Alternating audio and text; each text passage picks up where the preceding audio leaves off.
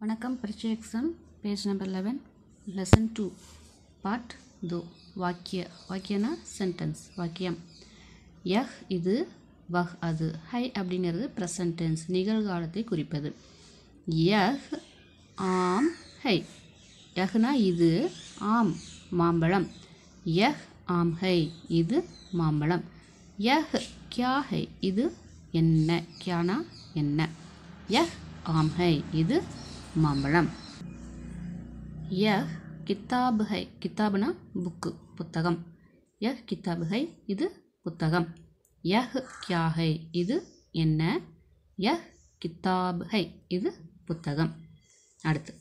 வஹ் வஹ்னா அது வஹ் மேஜ் ஹை அது மேஜை வஹ் கியா ஹை அது என்ன வஹ் மேஜ் ஹை அது மேஜை யஹ் கியா ஹை இது என்ன வஹ் கியா ஹை அது என்ன பேஜ் நம்பர் 12 வஹ் கலம் ஹை காலாயும் கலம் ஹை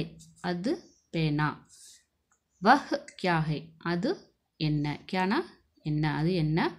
வஹ் கலம் ஹை அது பேனா அபியாஸ் எக்ஸசைஸ் காலி ஜஹக் பரோ காலி ஜஹக்னா empty space fill in the blanks second Roman Tamil या अंग्रेजी में अर्थ लिखो तमिल या इंग्लिश में मीनिंग எழுதணும் அர்த்தம் எழுதணும் थर्ड रोमन चित्र देखो और जवाब दो படத்தை பார்த்து இங்கே கேட்டிருக்க கேள்விக்கு பதில் சொல்லணும் அது என்ன படம்னு கேட்டிருப்பாங்க இதோட ஆன்சர்ஸ் புக் பின்னாடி இருக்குது page number 73 part 2 second lesson உடைய answers exercise answers first Roman काली जहाक बरो फिल इन द ब्लैंक्स वह डैश है वह कलम है का लाइम कलम है वह डैश है क्या है இங்கே கோடு போட்டிருக்கு இல்லையா இது வந்து ஆன்சர் கொஷின் மார்க் போட்டிருக்கு அதனால் இது கொஷின் वह क्या है डैश कलम है वह कलम है यह मेज डैश है சென்டென்ஸோட எண்டில் வந்திருக்கு டேஷ் யஹ் மேஜ் ஹை வஹ் கிதாப் ஹை ஹை சென்டென்ஸோட கடைசியில் வந்திருக்கு தமிழ் யா अंग्रेजी में अर्थ लिखो கிதாப் புத்தகம் புக்கு ரெண்டில் ஒன்று எழுதுனா போதும் ஒன்று புத்தகம் எழுதுங்க இல்லைனா புக் எழுதுங்க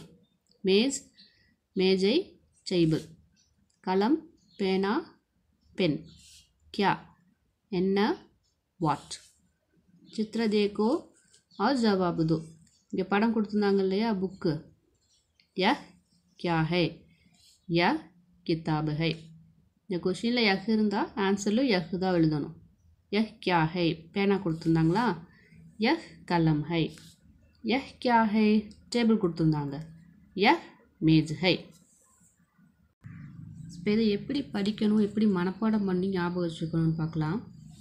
யஹ் ஆம் ஹை சென்டென்ஸ் இருக்கா இது எப்படி படிக்கணும் யஹ் இது ஆம் மாம்பழம்